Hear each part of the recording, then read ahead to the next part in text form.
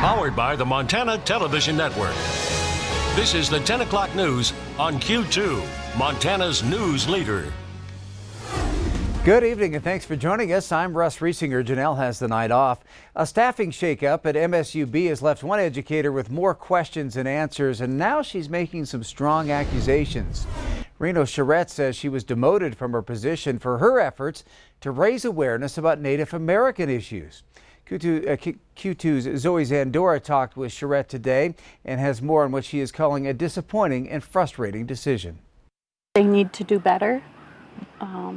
If one of my students was treated the way I was treated, I would be in an outrage advocating for them in a heartbeat. For over a decade, Reno Charette dedicated her time to MSU Billings by bringing her passion and push to educate students and bring awareness to Billings and the community about Native Americans by running the annual University Powwow, teaching Native American studies, and most recently, she helped organize the Missing and Murdered Indigenous Women's March in Billings. Activists, community members, family, and friends remembering missing and murdered Indigenous women, marching for a reason Charette says she believes cost her her position as the Native American Achievement Center director at MSUB. Well, actually, we're not renewing you as the director anymore. She says we're going to have you teach and run the powwow. In July, Reno sat down with MSUB Provost Melinda Arnold, and it's there she says the rug of being the director was pulled out from under her. She told me that, well, the reason why I wasn't being renewed as the director was the Missing and Murdered Indigenous Women's March put the university at risk. And it just stunned me. I just couldn't even think straight after that because I was so shocked. MSUB Director of Relations and Communications Shannon Wilcox says the university was planning to restructure the leadership of the NAAC and that Charette was given a change in duties as part of a new annual contract. Wilcox says the march was not the reason for her reassignment. Charette says by organizing the march, she thought she was accomplishing two things the university valued: being involved in the community and bringing more natives to campus. The Missing and Murdered Indigenous Women's March did both of those things, and in a very sincere and authentic way. This is truly a topic that is very sensitive and extremely important to Native people. So from our perspective, the university was standing with us, saying that we understand that this is the burden that you carry and that we support that. Again, MSUB stating that the march was not the reason for her reassignment and that MSUB's commitment to the Native American community remains strong, and their aspirations are to not only grow the NAAC, but also to grow the Native American enrollment. In Billings, Zoe Zandora, MTN News.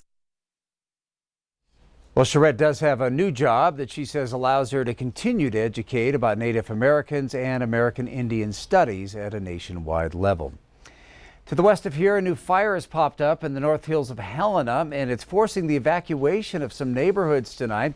That fire is less than 50 acres in size, but the terrain makes it difficult to get engines, water tenders, and other equipment near the blaze. Helicopters are dropping water and fire retardant, but all the work on the ground must be done by hand. The goal is to keep it from going over a ridge toward the Black Sandy area where there are several dozen homes. Authorities suspect the fire was human-caused because the location is a popular spot for shooting, but an official cause has not yet been determined. Check out this map. As you can see, fires are popping up across western Montana. The Moss Ranch fire south of Ronan is about 450 acres in size since sparking earlier this week. The Bannock fire is still sitting around 150 acres, but it's only a mile from the historic ghost town. On the eastern side of the state, Crow Agency officials reporting new fires every other day or so. Many of them are lightning sparked, but crews have also tackled a number of man-made fires as well.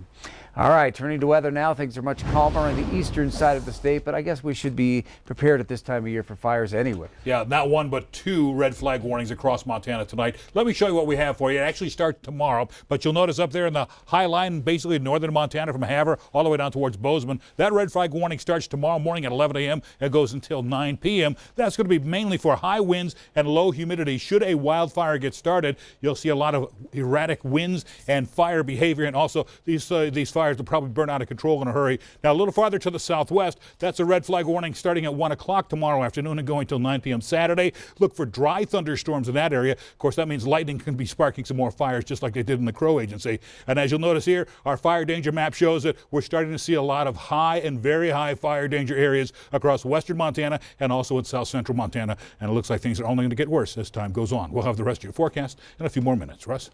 All right, thank you, Bob. New details coming out in federal court documents tonight. A sentencing for federal charges surrounding the sexual abuse from an ex-athletic trainer for Miles City Nears. Defense attorneys for 79-year-old James Jensen are asking that due to his deteriorating physical health that he serve out his sentence at a federal medical center in Rochester, Minnesota. It's a facility that specializes in long-term care for federal inmates. Earlier this week, prosecutors in the case asked for a 15-year sentence for Jensen, who admitted in court to molesting hundreds of male student athletes while working as the trainer from 1970 to 1998, but was never charged with that due to the statute of limitations. Jensen suffers from diabetes and, while incarcerated, fell numerous times and was admitted to a hospital in Great Falls after he fell and then also had infected bed sores. Jensen is set to be sentenced Tuesday in Billings Federal Court for coercion charges. Well, the search continues for a Billings man who fell into the Boulder River Wednesday afternoon. The Sweetgrass County Sheriff says 50-year-old Bradford Meadows was fishing downstream from the 4-mile campground when he fell into the main Boulder River.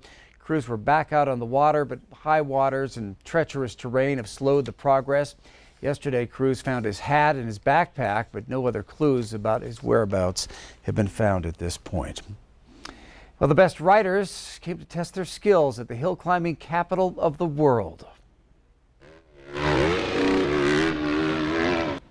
The 101st Annual Great American Pro Championship Motorcycle Hill Climb draws riders from around the country, really all around the world. About 120 competed in several categories today. The pro riders started this afternoon and are expected to run until around 11 tonight. That hill climb started way back in 1918, and it's an important tradition for the Billings Motorcycle Club.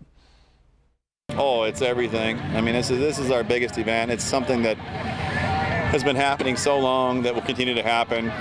Whether, we have a handful of riders, or last year we had 200 riders because it was our anniversary year. So it'll always happen. It'll be here. And the riders are back for more tomorrow from 10 a.m. until 10 p.m. at the Billings Motorcycle Club. Well, keep your eyes to the skies this weekend as the Big Sky International Balloon Rendezvous is underway. 11 hot air balloons from around the world, including Canada and Belgium, will be in Billings for the weekend. Weather permitting, the balloons take off from Amen Park around 6 a.m. tomorrow morning. Anyone interested in helping the balloon crews set up is welcome to arrive early and lend a hand, as well as chase them to their landing site. And Saturday and Sunday will offer views of their morning ascensions, as well as a pancake breakfast hosted by the Heights and Lockwood Optimist Clubs. Saturday evening will feature food trucks, face painting, live music from Soul Funk Collective from 7 until 8:30. There will be a balloon glow from 9 until 10, and the movie Dumbo will be shown at 10 o'clock. Well, it's a memory-filled weekend at Billings Senior High as the class of '69 is back in town to celebrate its 50th reunion. Q2's Jay Cohn, senior high class of '70, takes a trip down memory lane. Here at Billings Senior High, my old stomping grounds, the home of the mighty Bronx, it's seething with memories this weekend as the class of '69 is back in town to celebrate their 50th reunion. A weekend packed full of memories, friendships, and recollections of Billings half a century ago. 1, 2, 3. Several of us used to climb up a crack up on the wall here and come up onto the rim. So there's a couple of ways you can climb up the rims, and we climb through these cracks and these staircases and sneak up onto the rims up here and come play pinball in the base of the airport there. There's a pinball big pinball arcade in there. Right? I remember that. You remember that? Oh, Karen, hi. What are your top memories of high school at senior high? Trying to control this hair. You fit right in 69, though, right? Well, except that was Twiggy. In addition to a golf tournament this morning and a mixer at the Highlands Club tonight, Welcome aboard. the highlight today was a school bus trip down memory lane. For some of these old Broncs, their first view of Billings in decades. Well, it's fun because the church we started at was the church I grew up in. We lived 4 blocks from there, and so that was my old neighborhood. And I knew more of the kids that lived there than I did the industrialists that lived there, but it was a great place to grow up. Just being back here and feeling my roots, I realized that I may have cut the tree down, but the roots are still there, and I'm a Billings girl through and through. 1969 was a memorable year, not just for the moonwalk, but all across the board. Butch Cassidy and the Sundance Kid was at the movies. The Fifth Dimension's Age of Aquarius was topping the charts, and the first ATM machine was introduced. Hard for me to believe that was 50 years ago. In Billings, I'm Jay Cohn reporting for MTN News. All right, thanks, Jay. And tomorrow's reunion events include a tour of Senior High's famous murals and a class picnic at the Shrine Auditorium. Well, up next on tonight's 10 o'clock news, we're a long way from the next Kentucky Derby, but horse racing still finds a home in Montana. We're going to show you where. Plus, part of a ticket to the Olympics can be found here in Montana. We'll head to Kalispell for the event at Rebecca Farm.